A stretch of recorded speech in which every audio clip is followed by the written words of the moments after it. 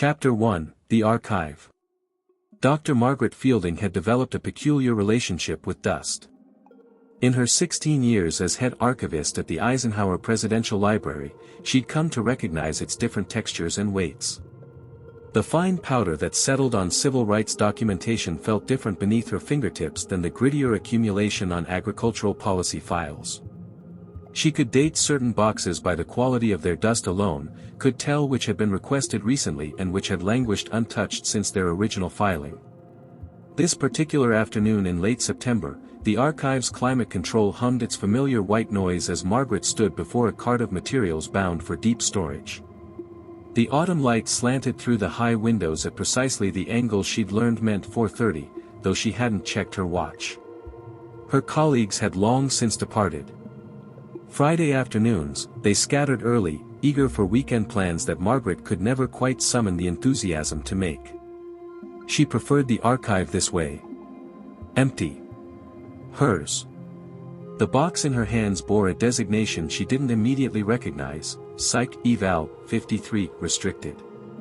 Its edges had softened with age, the cardboard degrading in that particular way that suggested it had been moved several times before finding its current resting place. The classification stamp was faded but still legible. Someone had added a secondary label, more recent, that simply read, "Cleared for Archive 2008. Margaret's training had taught her not to judge the importance of materials by their container. She'd found crucial historical documents in the most unassuming folders, and elaborate boxes that contained nothing but administrative minutiae. Still, something about this one made her pause. She set the box on her desk and carefully lifted the lid. The smell hit her first, that distinctive scent of aging paper, slightly acidic, tinged with something else. Machine oil, perhaps. Or developing chemicals. The top layer consisted of intake forms, dozens of them, each typed on paper so thin she could see her desk lamps glow through the pages. She lifted the first sheet carefully. Subject, M117 age, 23 occupation, graduate student, mathematics recruitment date, March 15, 1953 program, Artichoke. Margaret's breath caught. She knew that name. Anyone with her level of clearance and years in presidential archives knew that name. Artichoke had been the CIA's predecessor to the more infamous MKUltra program. Supposedly, it had been a brief, limited experiment in interrogation techniques, quickly shuttered when the agency realized its methods were producing unreliable results. The official history she'd read suggested it had been active for less than 2 years, involving perhaps a dozen subjects. This single box contained intake forms for over 200. She sat down slowly, pulling her desk lamp closer. The form included a photograph, clipped to the upper right corner. A young man with dark, serious eyes stared back at her. His expression was neutral, posed, the kind of photo taken for official documentation. But something in those eyes suggested awareness, intelligence, perhaps even suspicion. Initial assessment, subject demonstrates exceptional pattern recognition capabilities. Stanford Binet score of 152. Psychological evaluation indicates high suggestibility paired with rigid ethical framework. Recommended for Protocol 7. Margaret turned to the next form. Subject M118. A woman this time, age 27, occupation listed as Secretary, State Department. Then M119. M120. She flipped faster, her historian's mind already cataloging, organizing, analyzing. The subjects were varied, students, civil servants, military personnel. But patterns emerged. High intelligence scores on all of them. Most between ages 21 and 35. Many with advanced degrees or specialized skills. And a disturbing number recruited from positions within the government itself. Halfway through the stack, she found the first anomaly. Subject M167 had a different form attached behind his intake sheet. This one was handwritten, the script tight and precise. Subject exhibited unexpected resistance to Protocol 7. Standard techniques ineffective. demonstrating what appears to be conscious awareness during induced states. Dr. Gottlieb recommends immediate elevation to Project Threshold. Subject transferred to Site Gamma, October 3, 1953. Margaret read the note 3 times. Project Threshold wasn't a designation she'd encountered in any of the declassified materials. And Site Gamma meant nothing to her. She pulled out her laptop and opened the library's internal database, searching for any reference to Threshold. Nothing. She expanded her search to include the CIA's declassified document repository, available through the Freedom of Information Act. Still nothing. Outside, the September evening was settling into dusk. The archive's automatic lights had activated, sensors responding to the failing natural light. Margaret barely noticed. She was methodically working through the box now, separating documents into piles. Intake forms in one stack. Medical records in another. What appeared to be session notes in a third. The session notes troubled her most. They were written in a kind of shorthand that seemed designed to obscure as much as it revealed. References to deep state induction and personality fragmentation indexes appeared frequently. Several noted successful integration or failed reintegration. One, dated November 1953, simply read, Subject M201 terminated. Autopsy revealed extensive neural degradation. Dr. Cameron's technique requires modification. Dr. Cameron. Margaret knew that name too. Dr. Ewan Cameron, the psychiatrist who'd conducted some of MKUltra's most notorious experiments in Canada. But according to the official timeline, he hadn't begun working with the CIA until 1957. She was piecing together a history that didn't match the accepted record. At the bottom of the box, she found a folder sealed with red wax. The seal had been broken at some point, the wax fragments lay loose inside a small plastic bag taped to the folder. Someone had examined this before, but whoever had cleared the box for archiving in 2008 had apparently decided it could be preserved as is. Margaret opened the folder carefully. Inside was a single photograph and a memorandum. The photograph showed a concrete building, brutalist and windowless, surrounded by desert scrub. No identifying markers were visible. No signs, no vehicle license plates, nothing that would indicate location. But in the background, she could make out what appeared to be mountains, the distinctive layered formations that suggested the American Southwest. The memorandum was dated December 20, 1953, and marked eyes only. 2. Director, Central Intelligence from, Special Projects Division Re, Artichoke Continuation. As discussed in our previous correspondence, the termination of Project Artichoke, public designation, has been successfully implemented. All official records indicate program cessation effective December 1, 1953. However, as authorized under your Directive C-53, classified, the most promising elements of Artichoke research have been transferred to Project Threshold under new administrative oversight. Current subject population, 43 individuals, relocated to Site Gamma and Site Delta.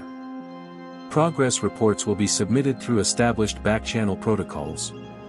Public documentation will reflect Artichoke as a closed investigation with no ongoing components. Recommend maintaining this separation indefinitely. The potential applications of Threshold exceed initial projections. Dr. Gottlieb expresses confidence that successful protocols can be established within 18 months. The signature at the bottom was illegible, reduced to a scrawled initial that could have been any letter of the alphabet. Margaret sat back in her chair, the memo still in her hand. The archive's silence pressed around her, broken only by the climate control's steady rhythm. Somewhere in the building, a door closed, the night security guard beginning his rounds, probably. She'd been trained to think of archives as repositories of truth. Places where history resided in its purest form, waiting to be discovered, understood, contextualized. But this box suggested something different. It suggested that history could be deliberately fractured, that the official record could be a careful construction designed to hide rather than illuminate. If Artichoke hadn't ended in 1953, if it had simply changed names and continued in silence, what else in the accepted historical narrative might be false? And more troubling, if this box had been cleared for archiving in 2008, who had made that decision? Who had looked at these documents, evidence of secret programs, unauthorized human experimentation, deliberate deception, and decided they could be quietly stored away in a presidential library where they might never be examined?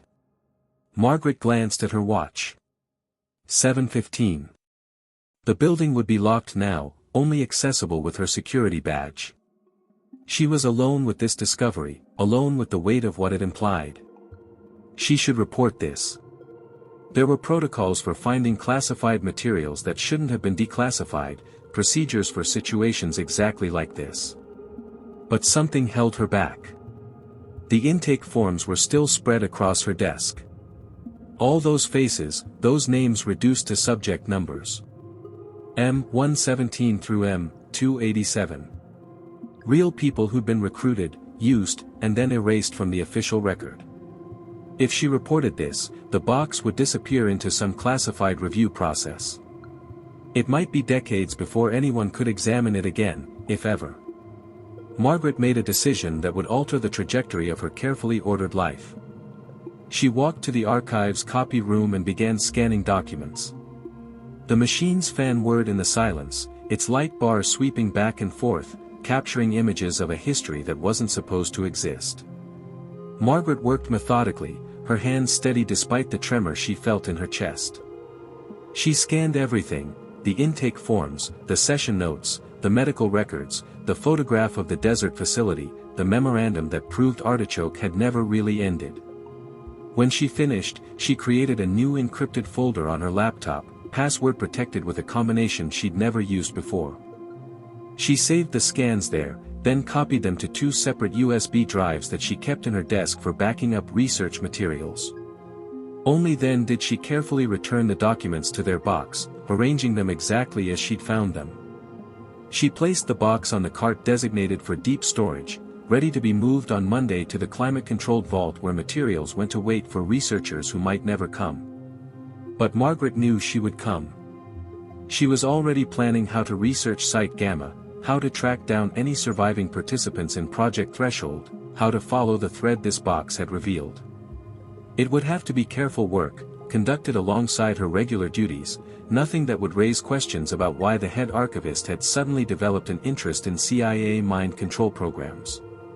She gathered her things, locked her office, and walked through the darkened archive toward the exit.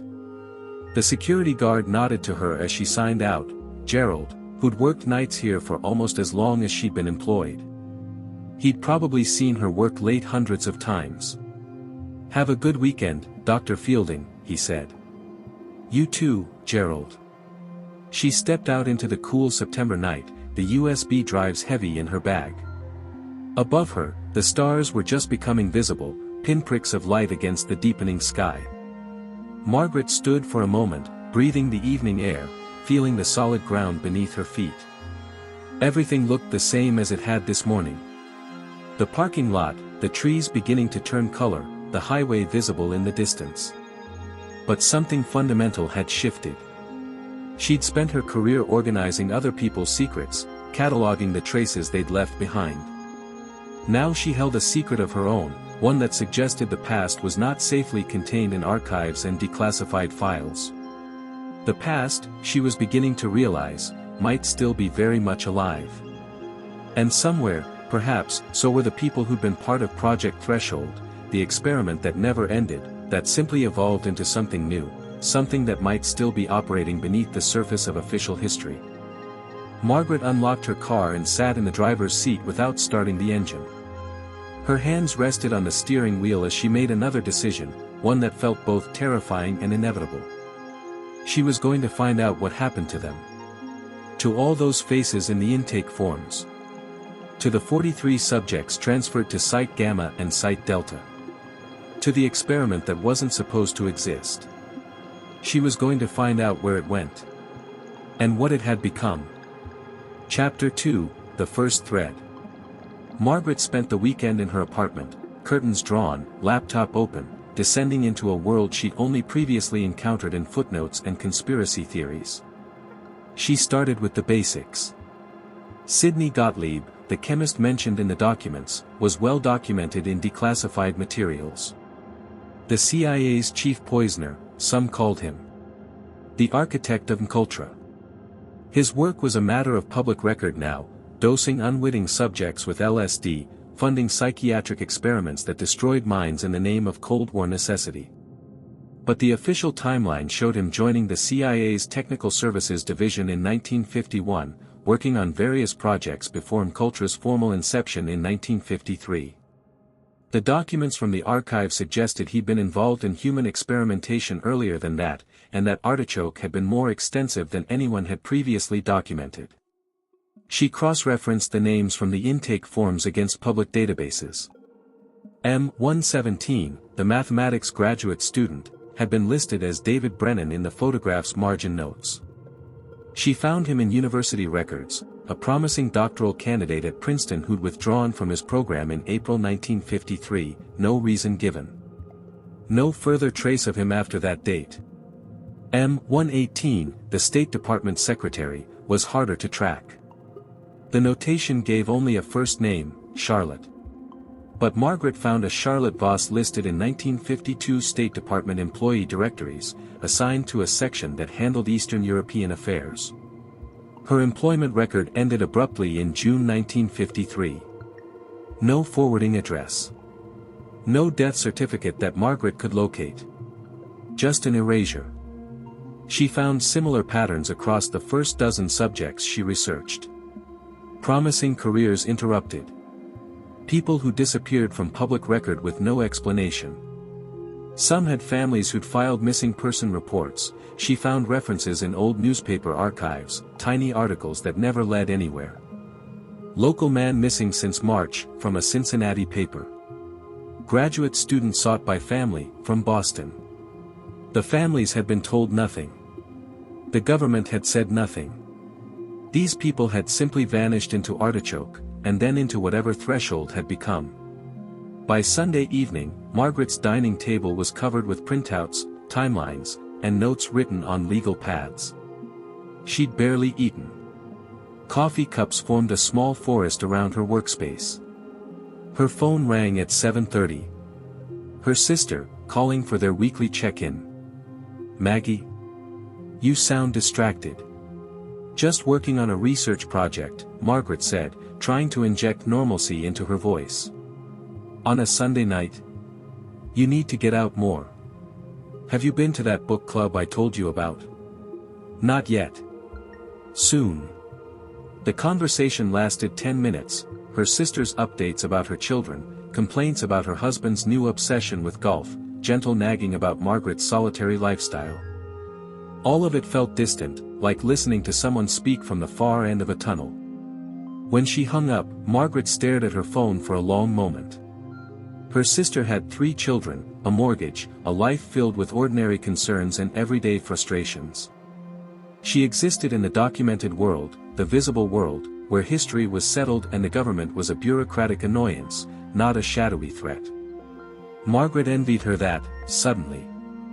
The luxury of not knowing. She turned back to her laptop and opened a new search window. Site Gamma had been nagging at her all weekend.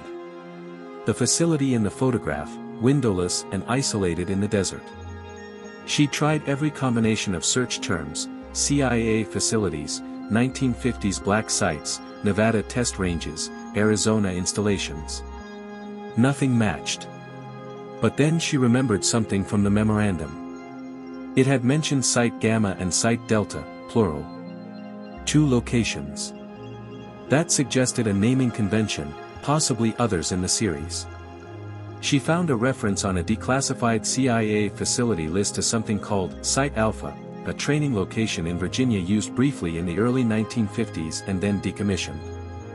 The alphabetical designation matched. If the pattern held, and if these sites were numbered in order of creation, Gamma would be the 3rd facility.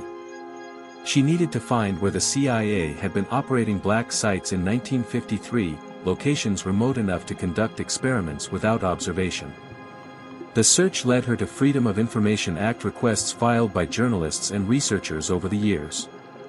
Most had been heavily redacted, but patterns emerged from the gaps. References to Nevada installations near the atomic test sites.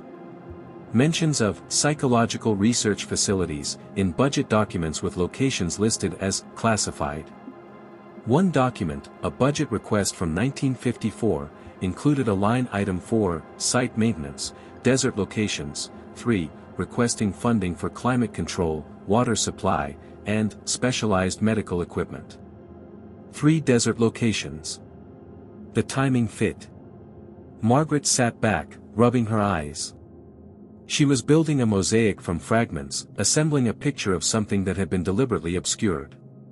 Every piece of evidence was circumstantial, suggestive rather than conclusive. But the image taking shape terrified her. An experiment that hadn't ended. Facilities that might still exist. 43 people transferred to locations unknown, subjected to procedures that the fragmentary record suggested were devastating. And someone, in 2008, had cleared these documents for archiving without flagging them for review. Either an extraordinary oversight, or a deliberate choice to bury them in plain sight. Margaret made a note on her legal pad, who authorized 2008 clearance. Tomorrow she'd go back to work, resume her regular duties, continue being the efficient, unremarkable head archivist everyone expected her to be. But in her spare hours, in the margins of her ordinary life, she would follow this thread wherever it led. She had crossed a line this weekend, she knew. Taken documents that might still be classified, begun an investigation that could cost her career, possibly worse. But those faces in the intake photographs haunted her. All those people who trusted their government, who'd been promised they were serving their country, who disappeared into an experiment that officially never continued past 1953. Someone needed to find out what happened to them. Someone needed to remember they'd existed. Margaret closed her laptop and looked around her apartment, her books arranged by subject, her small kitchen spotless, her life ordered and contained. It wouldn't stay that way much longer. The experiment had evolved. And now, so would she. Chapter 3, The Living Ghost. The breakthrough came 3 weeks later, in the most unexpected way. Margaret had been methodically working through her research during lunch hours and evenings, building a database of subjects she could identify. 23 names recovered so far from the intake forms, cross-referenced with disappearances, employment records, university registrations. Each one a small tragedy, a life interrupted. Then, on a Tuesday afternoon, while processing a collection of donated personal papers from a retired State Department official, she found a letter. It was tucked inside a 1978 appointment calendar, yellowed and fragile. The handwriting was shaky, as if written by someone elderly or ill. The return address was a P.O. box in Scottsdale, Arizona. Dear Senator Hartley, I am writing to you because I no longer know who else might listen. My name is David Brennan. In 1953, I was recruited by government officials who told me I would be participating in psychological research to help our country during the Cold War. I was 23 years old, a graduate student at Princeton, and I believed them. What they did to us at the facility in Nevada, I still cannot speak of it fully, even now. The drugs, the sensory deprivation, the techniques they used to try to fracture our minds and rebuild them. Some of my fellow subjects did not survive. Others emerged so damaged they could not function in society. I escaped in 1956. I will not detail how, as I fear even now that providing such information might endanger others. For 22 years, I have lived under an assumed name, moving every few years, trusting no one. I am writing now because I am dying. The doctors say I have perhaps 6 months. Cancer, though I wonder if it is not also a legacy of the chemicals they exposed us to. I need someone to know that Project Threshold did not end. It changed names again in 1959, I learned this from another survivor I encountered briefly in 1962. He told me it had become something called cedarwood, that it had expanded, that they were no longer just experimenting with breaking minds but with creating entirely new personalities that could be activated by specific triggers. He disappeared 2 weeks after telling me this. I do not know if he was silenced or if he simply ran, as I have run. Senator, I am asking you to investigate. There may be facilities still operating. There may be people still trapped in these programs, unaware of what has been done to them. The official histories are lies. Artichoke did not end. Cultura was not the full story. These programs evolved, adapted, went deeper underground. I have enclosed what documentation I was able to preserve from my time in the program. I hope it reaches you. I hope you believe me. I hope it is not too late. Sincerely, David Brennan, Subject M117. Margaret's hands trembled as she read. The letter was dated March 1978, 47 years ago. She quickly searched through the rest of the donated papers, but there was no response from Senator Hartley, no indication the letter had been acted upon. She looked up Hartley. He'd been a Colorado senator, deceased in 1982. His papers had been donated to the library by his family years ago, processed by a previous archivist who'd apparently missed the significance of this letter buried in a random calendar. Or perhaps hadn't missed it at all. Perhaps had hidden it deliberately in plain sight. David Brennan. Subject M117. The mathematics student from Princeton. He'd survived. Had lived at least until 1978, possibly longer. Margaret pulled up genealogy databases, death records, anything that might trace him further. The trail went cold after the letter. No death certificate under that name in Arizona. But then, he'd said he was living under an assumed name. She sat in the archive's small break room, the letter sealed in an archival sleeve on the table before her.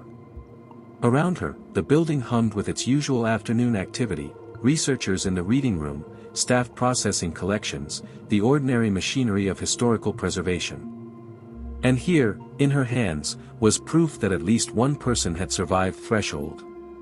Had tried to tell someone. Had been ignored or silenced. The letter mentioned documentation. Enclosed materials. Margaret had found nothing else in the calendar, but perhaps it had been separated during processing, filed elsewhere in Hartley's papers. She spent the rest of the day systematically going through every box from the Hartley collection. As the archive emptied for the evening, she continued searching. Gerald, the night guard, brought her coffee at 7. Big project, Dr. Fielding? Just trying to track down some misfiled materials, she said, not quite lying. You work too hard, he said kindly. Don't stay too late. She found it at 9:30, in a box labeled Miscellaneous Correspondence 1978. A manila envelope, unsealed, containing 3 documents. The first was an intake form, David Brennan's own, identical to the one she'd seen in the artichoke box. The second was a handwritten log, fragmentary entries that described sessions of sensory deprivation, drug administration, something called psychic driving that involved playing recorded messages on a loop for hours. The third document made her breath catch. It was a facility map. Hand-drawn, but detailed. Site Gamma, labeled clearly at the top. A compound of buildings marked with letters A through F, notations about which buildings housed which activities. Building C, isolation chambers. Building E, medical. Building F, long-term subjects. And in the margin, coordinates. Latitude and longitude. Margaret pulled up a mapping program on her laptop and entered the numbers. The location resolved in the Nevada desert, roughly 60 miles northwest of Las Vegas. Remote, isolated, exactly where such a facility would have been placed in the 1950s. She zoomed in using satellite imagery. The resolution was grainy, but she could make out what appeared to be concrete foundations, partially buried by drifting sand.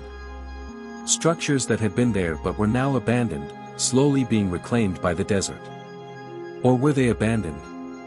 Margaret enhanced the image as much as the program allowed.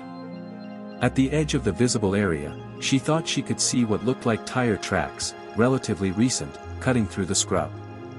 She sat back, her heart pounding. David Brennan had survived. Had escaped. had tried to expose what had been done to him and others. And someone, Senator Hartley or his staff, had received his letter and documentation and done nothing. Had filed it away, let it disappear into the bureaucratic mass of a political career. How many other survivors had tried to speak? How many had been ignored, dismissed as mentally ill, silenced in ways more permanent? Margaret looked at the coordinates again.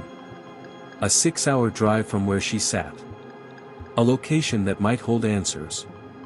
A place where the experiment had continued, evolved, become something the official history had never acknowledged. She should report this. Should hand everything over to proper authorities, let someone else take the responsibility. But David Brennan had tried that. Had reached out to a United States senator. And nothing had changed. Margaret made a decision that would take her far beyond the safety of archives and documents. She was going to Nevada. She was going to find Site Gamma. And she was going to learn what Threshold had become. Chapter 4, Site Gamma. The desert stretched endlessly in every direction, a landscape of sage and silence under a sky so vast it seemed to curve at the edges. Margaret's rental car kicked up dust on the unmarked road, the GPS on her phone the only guide through this emptiness. She'd told no one where she was going. Had taken a week of vacation time, her first in 3 years. Had left copies of all her research with a colleague she trusted, sealed in an envelope with instructions to open it only if she didn't return by the specified date. The coordinates led her farther from the main highway with each mile. The road, if it could be called that, deteriorated to barely visible tire ruts through the scrub. Twice she considered turning back. But David Brennan's letter sat on the passenger seat, and the faces from those intake photographs haunted her. After an hour of crawling across the desert, the buildings appeared. They rose from the sand like broken teeth, concrete structures weathered to the color of bone. 6 buildings arranged in a rough semicircle, exactly matching the layout from Brennan's map. Most were partially collapsed, their roofs caved in, windows, the few that existed, shattered or missing entirely. Margaret parked 50 yards away and sat in the air-conditioned car, studying the scene. No other vehicles visible. No signs of recent activity except those tire tracks she'd noticed in the satellite images, though they didn't lead directly to the buildings themselves.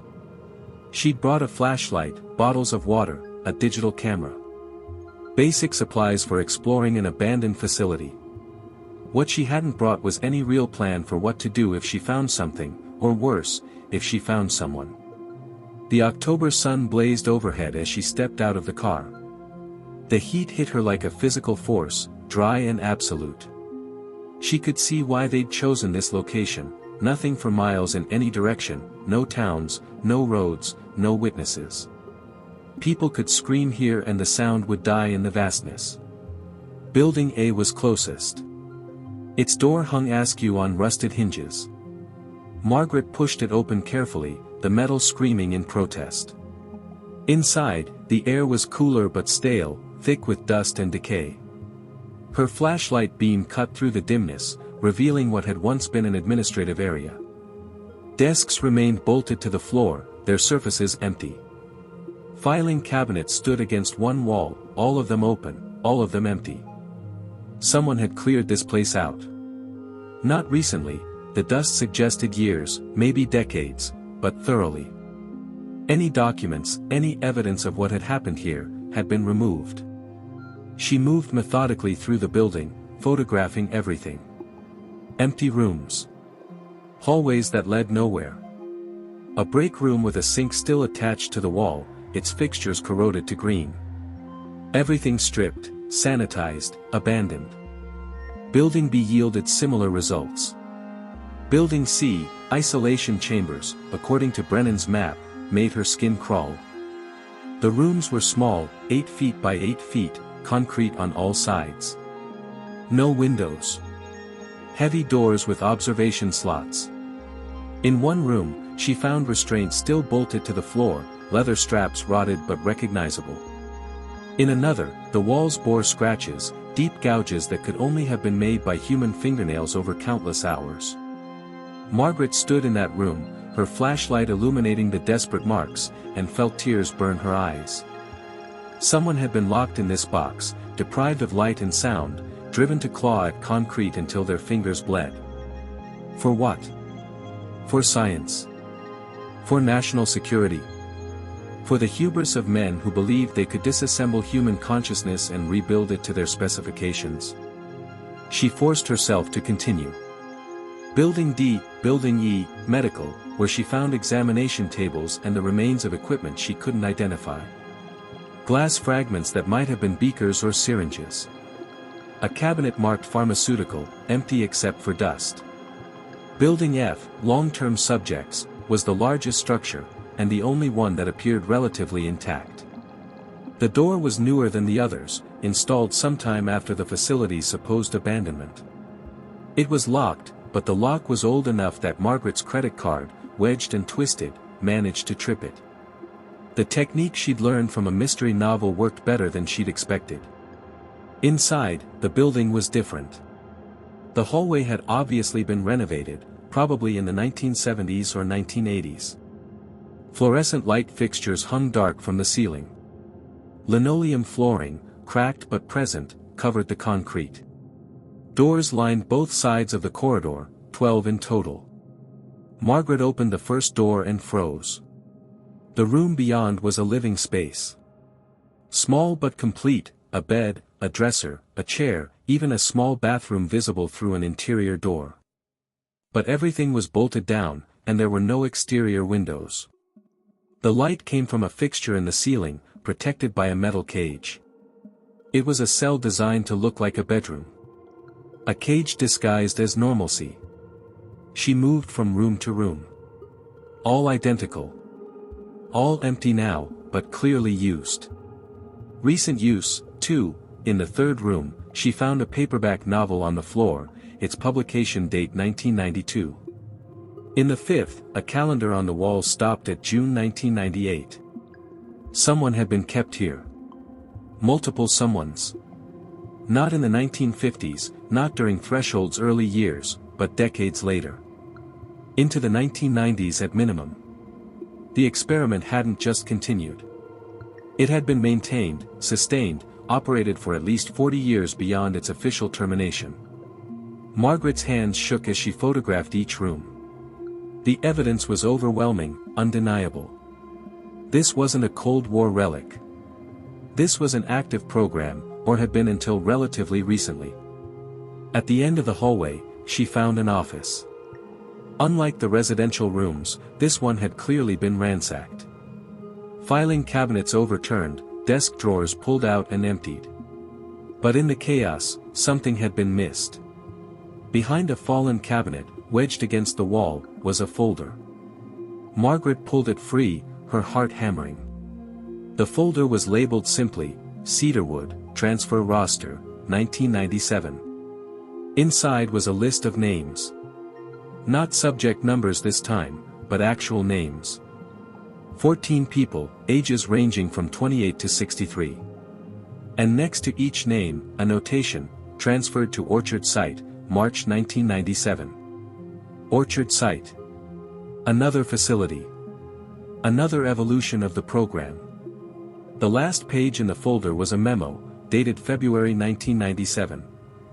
Final subjects from Cedarwood Legacy Program to be consolidated at Orchard for integration into next phase protocols. Site Gamma to be placed in inactive status pending final decommission decision. All materials and records transferred per standard sanitization procedures. Margaret photographed everything, her camera flashed stark in the dusty office. Her mind raced. Orchard was still operational, or had been in 1997. 28 years ago. Recent enough that the facility might still exist, that the program might still be running. She needed to leave. Needed to get this evidence to someone who could act on it, journalists, investigators, anyone who could force this into public scrutiny. The sound of a vehicle engine stopped her cold. Margaret clicked off her flashlight and moved to the office's doorway. Through the main entrance of Building F, she could see dust rising in the distance. A vehicle approaching, moving fast. They'd found her. Somehow, someone had been monitoring this place. Or perhaps she'd tripped a sensor, some security measure she hadn't noticed. Her rental car was 50 yards away, exposed, impossible to reach without being seen. Margaret looked around the office desperately. No other exits.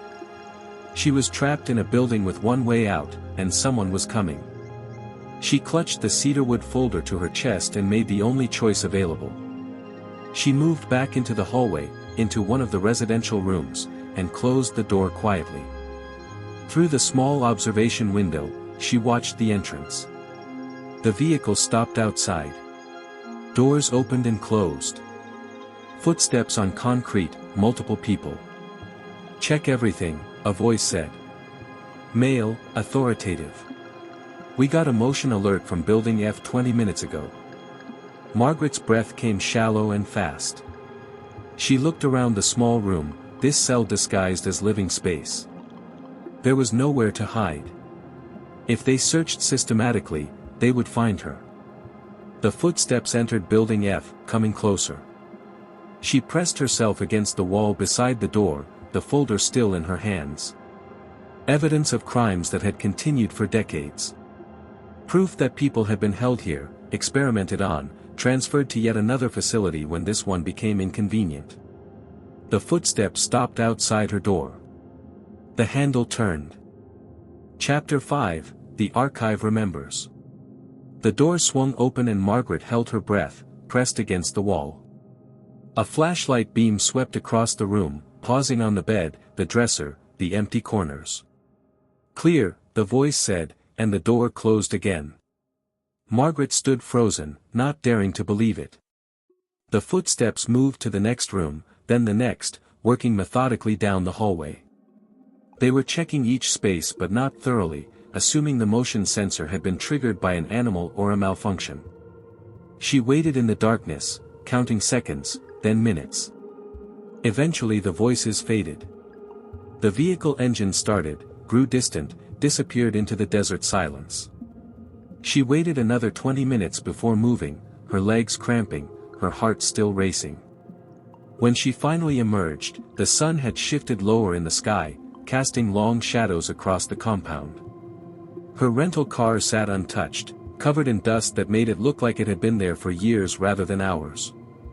Margaret drove away faster than was safe on the deteriorating road, the cedarwood folder on the passenger seat beside Brennan's letter. She didn't slow down until she reached the main highway, didn't truly breathe until she saw other vehicles, evidence of the ordinary world that continued unaware of what existed in the empty places.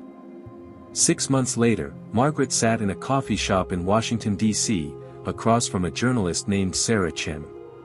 Between them lay copies of everything Margaret had found, the artichoke documents, Brennan's letter, the photographs from Site Gamma, the cedarwood transfer roster. "You understand this is dangerous," Sarah said quietly. "People have died investigating less than this." "I know," Margaret said. "That's why I made multiple copies. That's why I'm still alive, because they know destroying me won't destroy the evidence anymore." Sarah nodded slowly, studying the documents. She was a Pulitzer winner, known for her investigative work on government overreach. If anyone could break this story properly, it was her. "Orchard site," Sarah said. "Any leads on location?" "3 possibilities, based on budget documents I've found. One in Montana, one in West Virginia, one in Northern California. All remote. All purchased by shell companies with CIA connections in the late 1990s. And you think it's still active?" Margaret pulled out one more document, one she'd only recently discovered buried in congressional budget requests. "This is from 2023. Line item 4, Specialized Behavioral Research, Ongoing Programs. $12 million annually. The funding code matches historical codes used from culture-related projects." Sarah's eyes widened. "They're still running it. Under different names, different administrative structures. But yes, I believe some version of these programs never stopped. They just evolved. Went deeper underground." "We'll need more than documents," Sarah said.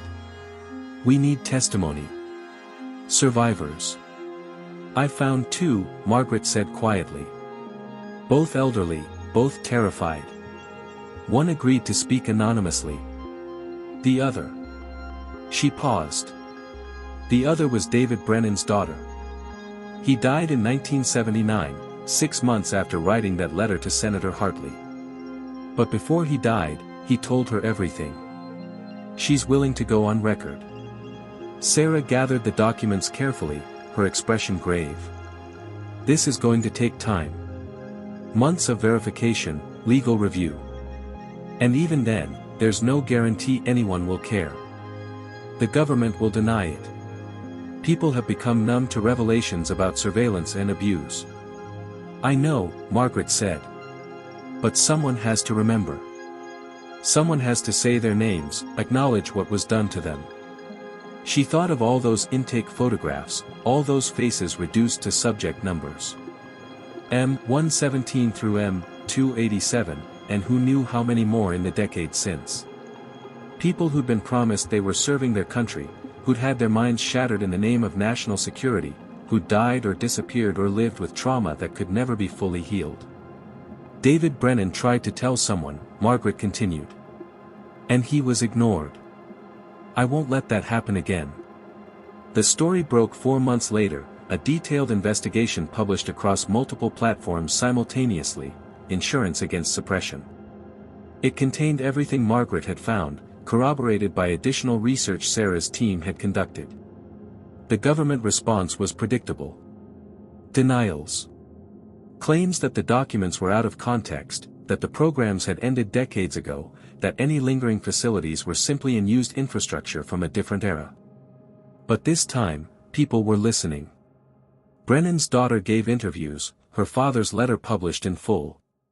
2 more survivors came forward, elderly but clear in their testimony. Congressional hearings were demanded, though Margaret suspected they would produce more obfuscation than truth. She returned to her position at the Eisenhower Presidential Library, where colleagues treated her with a mixture of awe and wariness. The archivist who'd uncovered secrets the government wanted to keep buried. Her supervisor suggested she might want to consider early retirement, a suggestion Margaret politely declined. She had work to do. In her office, surrounded by boxes and files, Margaret maintained what she called the memory archive. Every name she could recover from the programs. Every document, every photograph, every scrap of evidence that these people had existed, had mattered, had been more than subjects in an experiment. M117, David Brennan. Mathematics student. Survived. Died 1979. M118, Charlotte Voss. State Department Secretary. Fate unknown. M119, James Morton. Air Force pilot. Died in program, 1954. The list went on, each entry a small act of defiance against the erasure that had been intended. On her desk, she kept the photograph of Site Gamma, those concrete buildings emerging from the desert like broken monuments to hubris and suffering. Somewhere, she believed, Orchard Site still existed. Still operated.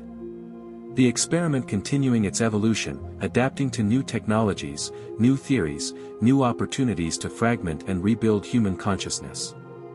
She would keep searching for it. Keep documenting. Keep remembering.